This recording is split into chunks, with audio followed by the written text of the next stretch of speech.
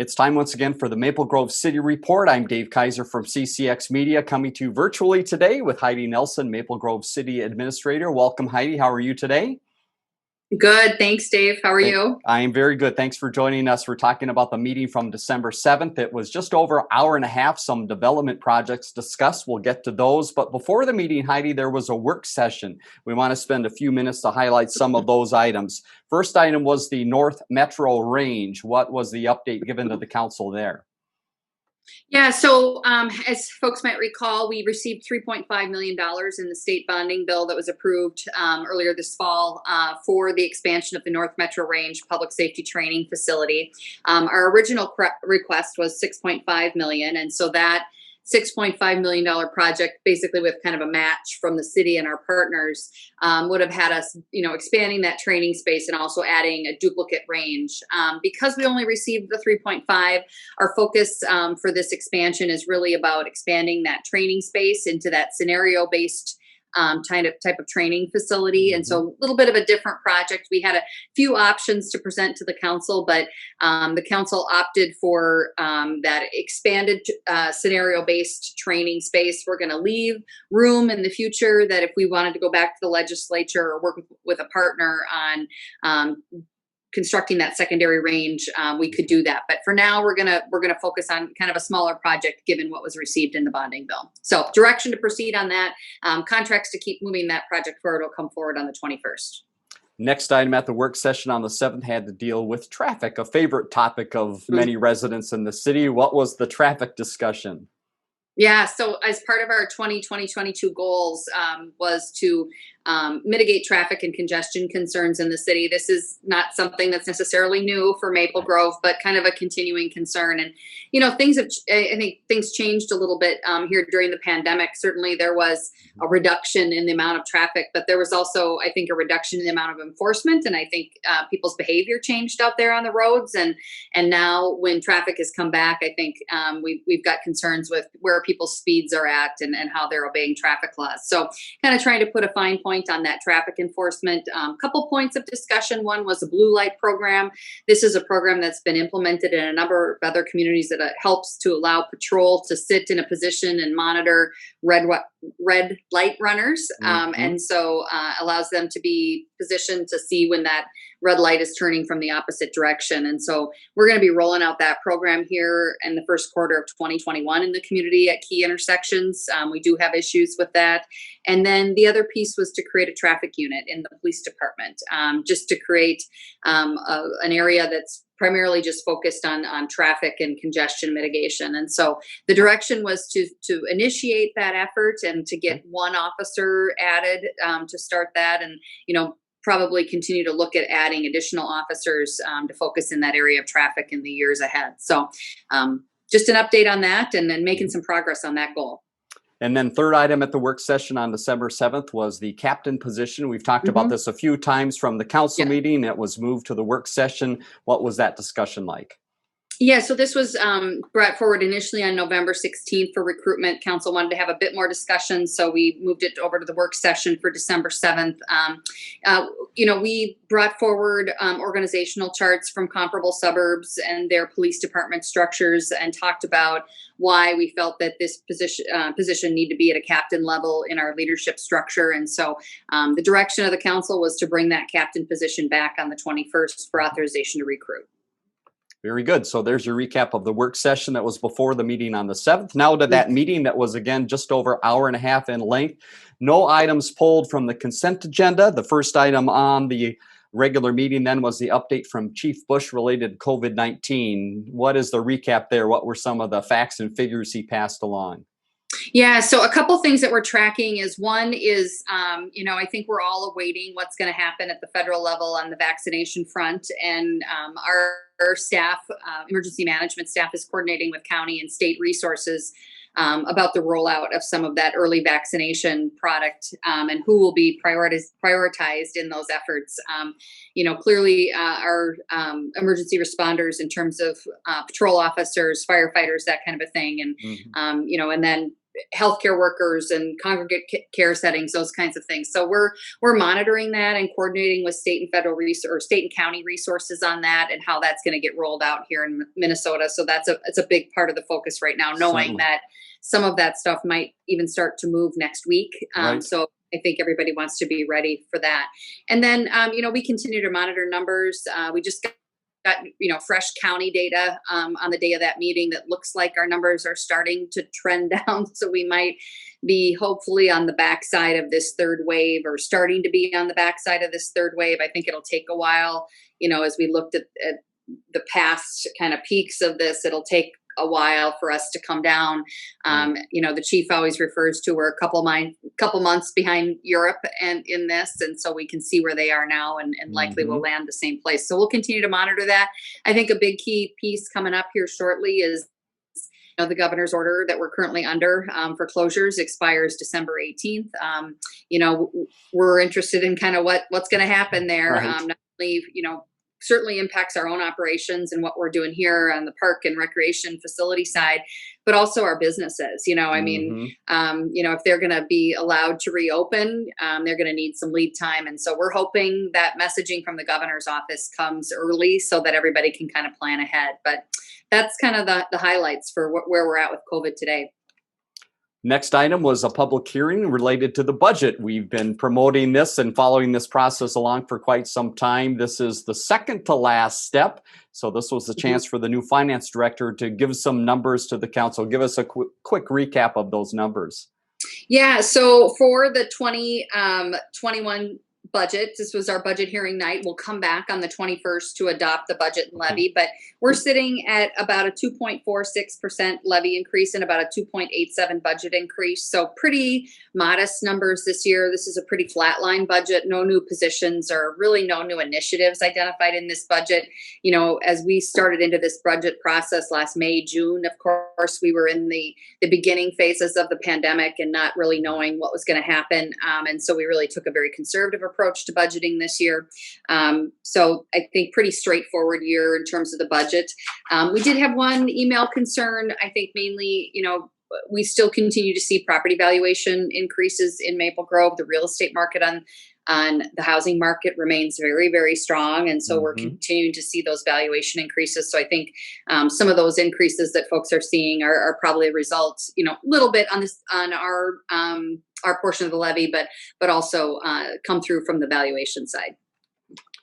Bulk of the meeting then on the 7th had to do with community development, 3 projects that we've been bringing you up to date on a regular basis. The first, Heidi, is Avery Park. Give us a little background of Avery Park and what was the discussion on December 7th. Yeah, so this is a project kind of in the northeast side of the city. We haven't seen a lot of new development up in that area. And this is sort of a redevelopment site. This is just off of Jefferson Highway there, just south of 610. Right now it's being used as a commercial nursery. But this is a project that is being brought forward by D.R. Horton, and this is a 42 single family units and then 77 multifamily units. It's a townhome type product on the east side of that. I think we had a lot of discussion, a number of developer neighborhood meetings, the neighborhood to the west, existing single family, longstanding neighborhood to the west. And there were a lot of concerns about, connecting those through streets into this new neighborhood. And kind of where they ended up landing was there would be a pedestrian and then emergency connection on the west side of the new development, connecting to the existing development. We continue to work with MnDOT. There's a road access on the south side of the development to Jefferson Highway. We've proposed, along with the developer, another access to the north of that would be a right in, right out. It's just kind of south of that 610 bridge, over the highway there. MnDOT has some of the right of way left there from when that work came through, and they had some concerns about the proximity of that right in, right out to the bridge access. And so we'll continue to work through those issues with MnDOT, but it'll probably take some time. So I think they're going to go forward with the access that they have, and then we'll continue to work on that MnDOT issue. But this one was in just comprehensive plan amendment and then the PUD concept stage plan. But I think they got to a nice place of agreement with the neighborhood to the west. Next item was the Bottineau Ridge. We've talked about this, a couple phases already completed. This is phase 3. Tell us what that discussion looked like. Yeah, so this, yes, Bottineau Ridge Phase 3, this is the third building, another 50 units. This is a workforce housing project. This is located just east of Hemlock, north of Arbor Lakes Parkway there, kind of east of Central Park. Similar looking to the other two buildings, kind of a similar concept. This is a project that they had applied for Minnesota Housing Finance Agency financing for, and were not granted that financing. And then a couple projects in MHFA kind of started to fall away or weren't able to proceed. And so this project got moved up the list and was able to move forward, and they were able to execute. So they secured the financing that they need to move this one forward. So we'll likely see some site work out there yet this fall, but likely, vertical construction starting in the spring. But good to see this project move forward. We have a need for this type of housing in the community. And so good to see another 50 units added. And thanks to John Duffy for bringing it forward. John does great projects here in Maple Grove. And so we're happy to see this project get completed. Final item related to community development, a project that has been moving through the process, is the Minnesota Health Village. This is an apartment proposal for that new area. Give us a little background and look at the discussion. Yeah, so this is, as you mentioned, Minnesota Health Village. This is the 100-acre development just due west of the hospital that will include, likely next summer, an expansion to the Maple Grove Hospital. But this is an apartment project being brought forward by Roars Companies.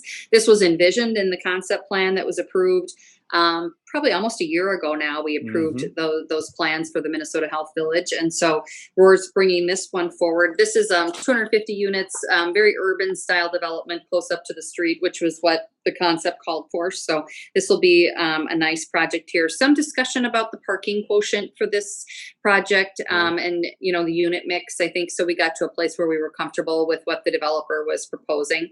So this will be a nice project, likely same concept, maybe some site work yet this fall, but likely vertical construction in the spring of 2021. Let's now move ahead to some things coming up with the Planning Department, Community Development. They've got a Planning Commission meeting coming up on December 14th. Give us a preview of some of the topics there. Yeah, so December 14th Planning Commission meeting will just include one item, and that is for Hyvee Fast and Fresh at the Village Arbor Lakes. This is in the southeast corner of that project, just kind of directly across from the Fountains Arbor Lakes. I think this is it'll be interesting to see how this is received. I think there's been in the past, some concern about adding gas kind of services over in the Arbor Lakes area. But I think, we've added a lot of residential units. The Hyvee Fast and Fresh concept does bring almost like a convenience type grocery store to the area. If you've been in the store out at 101 Bass Lake Road, it's pretty much the same. The smaller store that's out in front with the gas station would be that concept. So it would be a nice addition to the area. There isn't a lot of gas available out in the Arbor Lakes area. So we'll see how this one is received from Planning Commission and the council.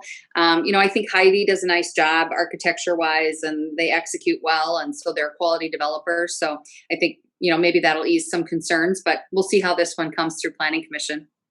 Next item that's coming up that they'll be discussing and wanted to let the public know about is the Main Street project and some design work and discussion going there. Tell us a little bit of what is happening, how residents are being asked to give some input. Yeah, so we are kind of in full swing on this Main Street design project, kind of taking a look at all the way from Elm Creek Boulevard up through Main Street, through Arbor Lakes Parkway, and all the way really up to Weaver. The main part of the construction would really be that central part of Main Street from Elm Creek Boulevard up to Arbor Lakes Parkway. So we have a website, mgmainstreet.com, that's out there for residents to tap into, to provide. There's some questions there and interactive things for you to provide some feedback. But what we're really trying to, look ahead is, what does Main Street want to be for the next 20 years? That Main Street area is over 20 years old now, and there are some needed improvements out there. We've got some issues with the pavers in the sidewalk sections, and we're having issues with trees not surviving, that kind of a thing. So we need to make some changes to to the landscape. But we also know that some of the uses in that corridor are likely to change. When we think about, the loft leaving or Schuler Shoes, likely those spaces will change over to more services and restaurants. And are there opportunities to make more outdoor gathering spaces for outdoor dining, that kind of a thing? So we really want to take a fresh look at that and then think about what we want that to look like for the next 20 years. And we encourage the public to go onto that website and provide some feedback. Very good. And a couple other economic development items to pass along. A new business coming to the fountains that sounds pretty good here, Heidi. Tell us about that. Yeah, it's called Crumble Cookie, and it's over in the fountains. Supposedly going to be opening around December 17th or so. So that'll be a kind of a fun addition to town. So we're looking forward to that one. And also art is out and about around the Arbor Lakes area. Tell us who's behind this art and what people can see if they go out. Yeah, so a number of holiday displays have been put up around the Arbor Lakes area, some over at the shops, the Main Street area, the fountains, and then, of course, in the village as well. And we worked collaboratively with ALBA, the Arbor Lakes Business Association, and provided them a portion of some CARES dollars to help support business during this holiday season in the pandemic. So if you have a chance to be out and about, there's murals, window displays, and other outdoor seasonal decor. So kind of some nice areas, to capture some pictures, that kind of a thing during the holidays. So if you go to the Arbor Lakes Business Association website or their Facebook, any of their social media pages, you can see some nice images of some of the displays they've set up for the holiday season. Very nice. And we'll talk about some other holiday happenings in the area in just a few minutes here. Next item on the agenda from December 7th was Park and Recreation and Gleason Fields. We again have talked about this as it's moved a little bit through the process. A lot of discussion at the meeting on Monday. Give us a recap. Yeah, so the Gleason Fields project is a project that's been in kind of the schematic design visioning phase for probably over a year now. Got put on a little bit of a hold because of COVID and needed to take a break there in the planning. But schematic design has been completed. The project was reviewed by the owners team, which is kind of made up of a combination of the park board and the city council.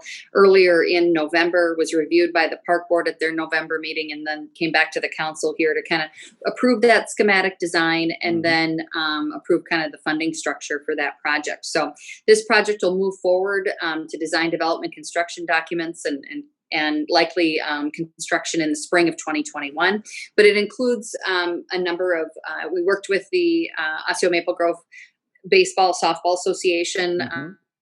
They number of fields. They've made a financial commitment to the project. So this will really serve the needs of the athletic association. But in addition to that, a lot of amenities added to serve really the neighboring communities that live right in and around the park. So the addition of a nice sledding hill, some additional free skate area, some upgrades to the playground area, and paving of some of the hockey rinks out there to get that season going a little bit earlier. Also adding some pickleball out there. So a lot of different amenities being added to this project, but this one got its approval from the council. So now it'll be passed back to the park board to execute on the project. So you'll start to see some activity on that likely in the spring. Very good. No updates from Public Works. You had a few items to update. We mentioned earlier there was a work session on the 7th, and there's also one coming up on the 21st. What can we expect on the 21st? Yeah, so we had a really long list for the 7th. We knew we probably wouldn't get through it all, but we thought, well, we'll give it a try and see what we can do, and then we'll continue what we don't finish to the 21st. So we will have a work session on the 21st of December. We have 4 items to cover. We're still continuing to work with the Maple Grove Historical Preservation Society on an expansion up at Public Works. We're going to be talking about a potential stormwater utility, or our organics recycling program, our water utility rate study. So kind of some public works oriented types items for the night of the 21st. All right. We'll recap those the next time we get together. One final note you made at the meeting was the Central Park skating loop. Apparently everyone is finding the loop and wanting to be there, which the city is having to look into. Tell us about that. Yeah. I think, as throughout the pandemic here, we've tried to find ways to keep outdoor, particularly recreational opportunities available to the community, knowing that, people need to get out and move during this time, and we've tried to provide safe venues to do that. So we agreed to open the skating loop. I think there's a number of communities that haven't made those same decisions, and Right. everybody's got to come to it on their own, underneath the governor's order, of course. But we really saw a super high level of activity over the past weekend, and I think what else, we'd love to get these outdoor rinks flooded and Right. provide opportunities. We need the weather to cooperate with us. You and I were speaking Sure. earlier. It's going to be 50 degrees and sunny this afternoon. That doesn't help us in our No. pursuit of outdoor ice. But we're going to be making some changes over there at the loop, likely implementing kind of a sign up time where you could sign up, Okay. for an hour. We need to control the numbers out there. We don't have the warming chalet open. You can't rent skates. We don't have concessions, all those kinds of things. We do have the restrooms open just because we think it's important to have, Right. restrooms available if people are out, and people are out using the park, as they should be. People need to get out and get some fresh air. So we're trying to put some governors on that so that we can maintain a safe environment. So we just ask for people's patience. And if you're heading out to the skate loop, you might want to you're going to want to make sure you check the website, the Park and Rec website, and sign up for a time. I think their goal was to get that stood up by Friday. So Okay. before this weekend, there likely will be some changes out there, and then more staff to just kind of control the numbers and keep people from gathering in that bathroom area, Right. So we're working through it, but our goal is to continue to try to provide those outdoor safe recreational areas. Right. A good problem to have with such a popular place. So that recaps the meeting from the 7th. We'll tell you about the next meeting in a few minutes, but we want to pass along a few other notes of things happening around the city. And Heidi, speaking of ice, there's a concern on some of the ice on some of the lakes that, again, with these temperatures, not too safe out there. Is that correct? Yeah, we don't really have ice on lakes that would provide support for people walking out there yet. We've had 2 incidents in the last week here that could have been tragedies, but ended up being people being, rescued safely from the lake. So we just want people to know it's not safe to get out yet and skate or be walking or trying to do anything out on the lakes. This weather just isn't cooperating with us yet. Looks like in 5-7 day forecast we might be getting some cooler weather, so we really just ask for people's awareness and cooperation to stay off those lakes until we can get some colder weather and get some better ice built. A couple other safety updates for you to pass along from the city of Maple Grove. First, carbon monoxide detectors. Again, you wanted to mention the importance of this for residents.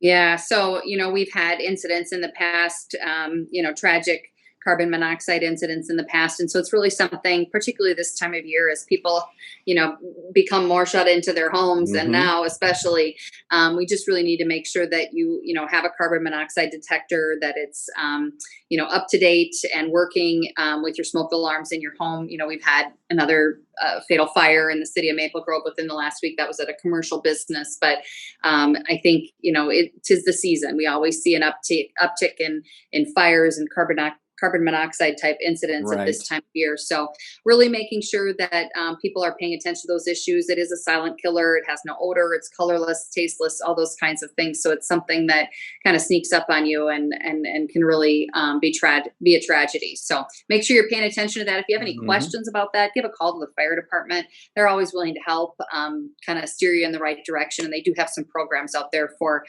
seniors in the community as well. Very good. Another safety update that is, again, somewhat seasonal as well is thefts from vehicles. What are some tips people should remember? Yeah, this is typically always an issue in the summer seasons as people start to leave their vehicles out, that kind of a thing. But we do continue to see people leaving, keys in vehicles, vehicles running, sitting in driveways. I'm dropping something off quick. I leave my vehicle running in the parking lot.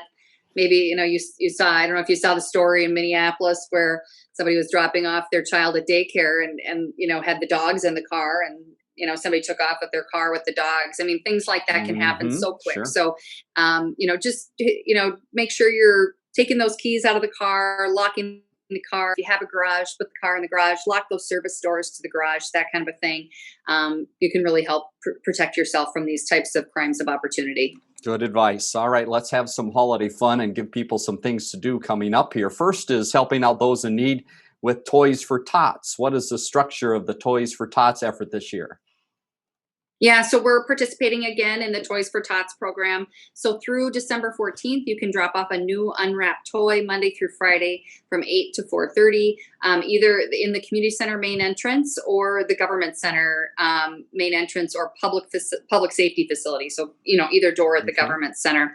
And then those get delivered down to the Toys for Tots program. Another different way to celebrate the holidays is mistletoe and memories. And it's changed a little bit this year because of COVID, but still a lot of ways to celebrate. How can we find out what we can do? Yeah, so the 2020 publication is out there. Should have been out, went out to homes, but it has all the kinds of things to see, do, eat, shop for the holiday season. I know, some of those things have changed now with the governor's order that went into place in the middle of November. But Mhm. I think really this season is the time to support our local businesses, particularly our restaurants that have been forced to close again. And so, and retailers that might be struggling as well. We want to see everybody come out the backside of this pandemic. So whatever we can do to support local business here through the holidays in Maple Grove, I think we'll benefit from in the spring. All right, let's speak to the children for just a second. If they still need to get in touch with Santa with that wish list, you have a way to help them out. Yeah, so we're still accepting Santa's letters or letters to Santa at the Maple Grove Community Center in the vestibule, which is kind of in that main entrance doors. Letters are accepted through December 15th, Monday through Friday, 8 to 4:30, and then Sunday, 8 to noon. Make sure each child's letter includes their full name and address so Santa and his elves can respond right back to your child. So Very good. that's still happening this year. That's good. Santa's All still right. happening. Two final notes. Outdoor ice skating, as you can imagine, a little bit of trouble making ice at the outdoor Yeah. rinks. What is the latest there? Well, our goal is always to have those open around the 19th or 20th of December. Usually we try to time it around the holiday break for schools. But, again, we're still counting on the weather here to cooperate with Right. us to get those going. But I know our public works and parks guys are focused on that. So we'll see how it goes in the next week and just check our website or social media for updates on that. Final note, as we're taping this, we're taping it on a Wednesday, and there's a chance to get some holiday shopping in, courtesy of the farmers market. Where do we find the market, and what might they have there? Yeah, so the Indoors Farmers Market is open tomorrow. Like you said, we're taping this on Wednesday, December 9th, but it'll be Thursday, December 10th. And then we have Mhm. another indoor market scheduled for Thursday, December 17th. So two chances here before the Christmas holiday. Those are held from 3 to 6 p.m. And those are we moved that this year over to the shops at Arbor Lakes. It's in that space kind of on the far east end of the mall that was Yep. formerly occupied by Forever 21. I think the space is working out great for the farmers market. We had double purpose for that space. We were going to hold rec programs in there as well as Right. the farmers. And that kind of got changed with the last governor's order. So we're waiting to see what that is. Maybe we can resurrect some of that in the new year here. But lots of great things for your holidays at the market.